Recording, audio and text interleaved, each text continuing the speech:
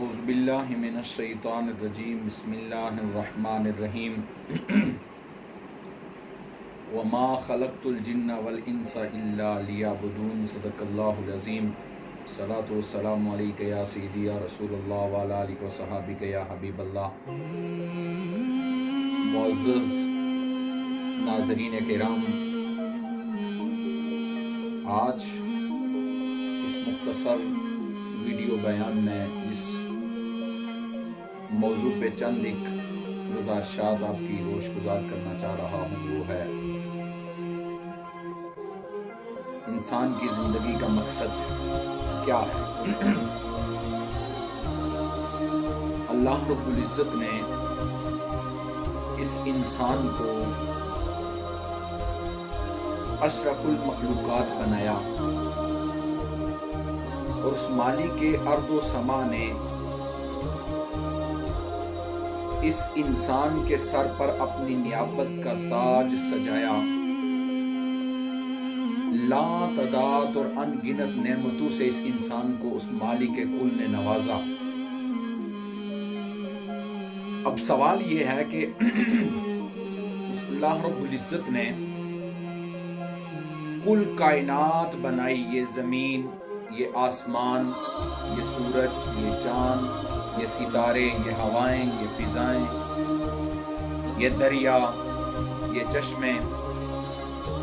کل کائنات بنائی، اور کل کائنات کو بنا کر اللہ رب العزت نے پھر اس ساری کائنات کو اس انسان کے تابع کر دیا۔ اور جب انسان کو بنایا تو اس انسان کو فرمایا کہ اے انسان، میں نے کل کائنات کو بنا کر تیرے تابع کیا ہے، اور کل کائنات کو میں نے تیرے لیے بنایا ہے، اور اے انسان، تجھے میں نے اپنی ذات کی فرمانبرداری کے لیے بنایا ہے۔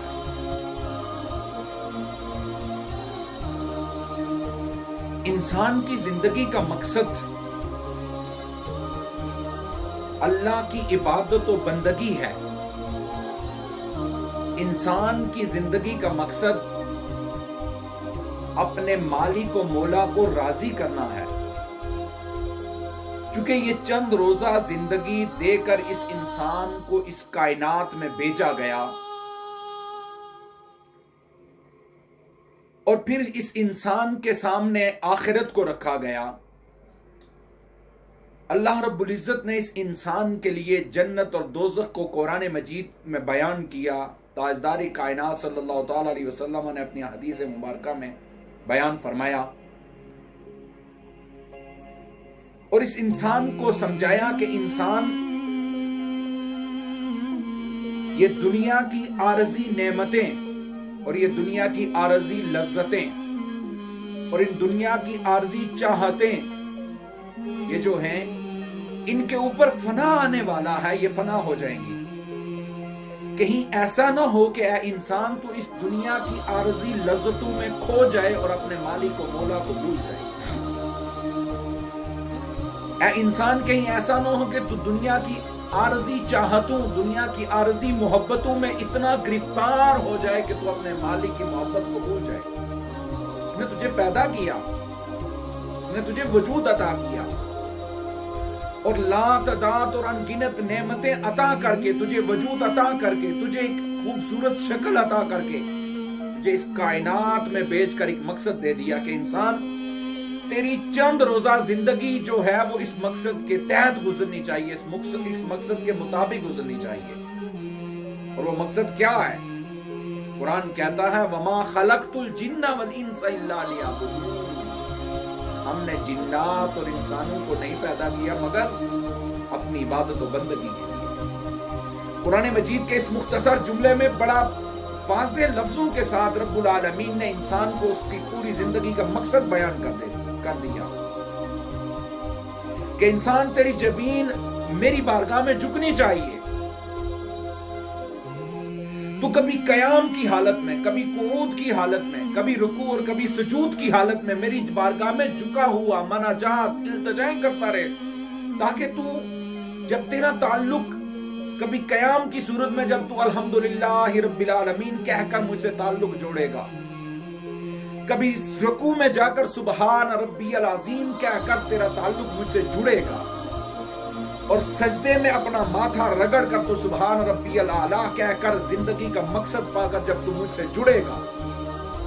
تو انسان پھر تجھے وہ مقام عطا کروں گا کہ چونکہ تیرا سر فرش پہ جھکا ہوا ہوگا، میں خدا تجھے عرش کی بلندیوں تک عروج عطا کروں گا، میں تجھے بلندیاں عطا کر دوں گا، میں تجھے عزتوں سے نواز دوں گا اگر تو زندگی کا مقصد پا گیا۔ آپ دیکھیے اولیاء کاملین کی زندگی کو اٹھائیے پڑھیں، تاجدار گلہاروی کی زندگی کو پڑھیں، میرے مرشد گرامی رحمت اللہ تعالی علیہ قبلہ حضرت جی رحمت اللہ تعالی علیہ، خواجہ قبلہ سلطان عالم رحمت اللہ تعالی علیہ، سیدنا داتا علی اجویری رحمت اللہ تعالی علیہ، بابا پیر میر علی شاہ صاحب رحمت اللہ تعالی علیہ، الغرض اولیاء اللہ کی زندگی کو پڑھیں کہ انہیں عرصہ ہو گیا قبروں میں تشریف لے کر جا چکے ہیں، قبروں میں چلے گئے، لیکن آج بھی لوگوں کا ایک ہجوم، دنیا وہاں ہاتھوں میں تسبیحاں کو لیے اللہ کا ذکر کر رہا ہے، کوئی قرآن بیٹھے پڑھ رہا ہے، کوئی حضور کی ذات پہ درود و سلام پڑھ رہا ہے، کوئی اللہ کی بارگاہ میں مناجات و التجا میں مصروف عمل ہے۔ بھئی یہ کیوں لوگوں کا ہجوم اولیاء اللہ کی چوکٹ پہ کیوں نظر آتا ہے؟ تو جواب فقط اتنا ہے کہ یہ وہ خدا کا برگزیدہ اور چنیدہ بندہ ہے جس نے زندگی میں دنیا میں رہ کر زندگی کے مقصد کو پا لیا تھا، اور وہ زندگی کا مقصد خدا سے جڑ جانا تھا، خدا سے تعلق قائم کرنا تھا، اللہ کی عبادت و بندگی کرنا تھا، اور رب ذوالجلال کو راضی کرنا تھا، جس نے دنیا کی اس چند روزہ زندگی میں خدا سے تعلق جوڑ لیا، عبادت و بندگی کو اپنا اونا بچھونا بنا لیا، اور جو اللہ سے جڑ گیا اور جس کا رابطہ خدا سے مضبوط ہو گیا، وہ 50-60 سالہ زندگی کا ہر سانس اللہ کی فرمانبرداری میں اس کا گزر رہا ہے، وہ مر کے قبر میں پہنچے گا، دنیا سمجھے گی کہ یہ مر گیا ہے، لیکن رب ذوالجلال وہاں لوگوں کا ہجوم لگا کر یہ بتا رہا ہے کہ مرا نہیں، دیکھ لو یہ آج اس کی قبر بھی زندہ ہے اور اسے بھی زندہ کر دیا گیا۔ کیوں؟ اس لیے کہ اس نے زندگی میں زندگی میں آنے کا مقصد پا لیا تھا، یہ میرے ساتھ جڑ گیا تھا اور اس کا تعلق مجھ سے جڑا ہوا تھا، اس کا رشتہ مجھ سے تھا۔ اب آپ اسی وقار آج افسوس اور بدقسمتی ہم خدا سے کٹ چکے ہیں، ہماری اکثریت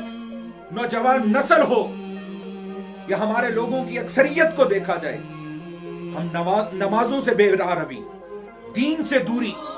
قرآن سے بغاوت، اللہ اور اس کے رسول کی نافرمانی، صبح سے شام تک سارا دن گناہوں میں گزرتا ہے۔ افسوس ہم زندگی کے مقصد کو بھول گئے، اور جب پھر وہ لمحہ آتا ہے کہ جب ہم پہ قانون موت طاری ہو جاتا ہے، ہمارے خالی ہاتھ ہوتے ہیں، ہمارے ہاتھوں میں کچھ نہیں ہوتا، ہمیں کفن کی انسلی چادروں میں لپیٹ کر قبر کے سپرد کر دیا جاتا ہے، ہمارے پاس کچھ نہیں ہوتا، ہم نے زندگی میں دنیا میں آ کر زندگی کے مقصد کو ہم بھلا چکے ہوتے ہیں،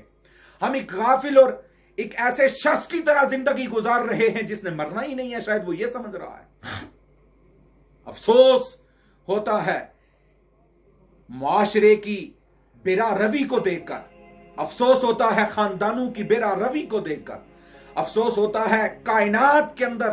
نوجوانوں کی بیرا روی کو دیکھ کر۔ ہماری ساری رات فیس بک اور واٹس ایپ اور میسنجر کے میسج پہ گزر جاتی ہے، ہم زندگی کے مقصد کو بھول چکے ہیں، اور صبح جب نماز فجر کے لیے مؤذن کانوں میں انگلیاں رکھ کر حی علی الصلاۃ کی صدا کے ذریعے ہمیں خدا کے گھر کی طرف بلا رہا ہوتا ہے، اور زندگی کا مقصد یاد دلانے کے لیے حی علی الصلاۃ اور حی علی الفلاح کی پکار کے ذریعے ہمارے کانوں کے دروازوں پہ دستک دے رہا ہوتا ہے، تو اس وقت ہم مست ہو کر اپنی نیند کی آغوش میں پڑے ہوئے ہوتے ہیں، اور ہمیں زندگی کا مقصد کی خبر تک نہیں ہوتی۔ ہماری آنکھ دن کے اجالے کے اندر جا کر جب کھلتی ہے، ہم پھر اٹھ کر وہ گناہوں کی زندگی کا آغاز کر دیتے ہیں۔ کیوں ایسا کیوں ہے؟ کیوں خدا کو بھول چکے ہیں؟ ہم اپنے مالک سے کیوں کٹ چکے ہیں؟ ہم اپنی زندگی کے مقصد کو کیوں بھول چکے ہیں؟ हमें पलट कर जिंदगी के मकसद को पाना होगा। आप देखिए कि आप कोई घर में चीज खरीद कर लाते हैं, बल्ब लाते हैं, लाइट लाते हैं, पंखा लाते हैं। पंखे का मकसद यह है कि हवा दे, लाइट का मकसद यह है कि ये रोशनी दे। वो बल्ब लाते इसलिए कि रोशनी दे। जब तक वो बल्ब रोशनी देता रहता है, पंखा हवा देता रहता है, हम उसकी कदर और कीमत का भी ख्याल रखते हैं, उसकी हिफाजत भी करते हैं, क्योंकि वो हमारा मकसद पूरा कर रहा होता है। वही पंखा जिसे हमने पैसों से खरीदा होता है, अगर हवा देना बंद कर दे, वो जल जाए और वो ठीक ना हो सके, वो अपना मकसद पूरा करना छोड़ दे, तो उसी पंखे को उठाकर पूरा क्रिकेट पे फेंक दिया जाता है। वही बल्ब जिसे लाइट के मकसद के लिए खरीद कर लाया था अपने पैसों और रुपए से, जब तक वो मकसद पूरा करता रहा, लाइट रोशनी देता रहा, तब तक तो उसकी हिफाजत होती रही, तब तो उसकी कदर और कीमत का ख्याल रखा जाता रहा। वही बल्ब जब फ्यूज हो जाए और लाइट और रोशनी देने का मकसद देना छोड़ दे, तो उसे उठाकर पूरा क्रिकेट में फेंक दिया जाता है। ये है हम। ऐ इंसान, हमें भी जिंदगी का मकसद देकर भेजा गया, और वो मकसद है खुदा की इबादत और बंदगी करना।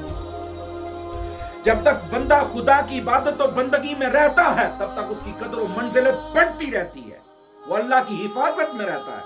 अल्लाह की रहमत उसे अपने एहसान में रखती है। खुदा के फरिश्ते हमा वक्त उसकी हिफाजत करते हैं।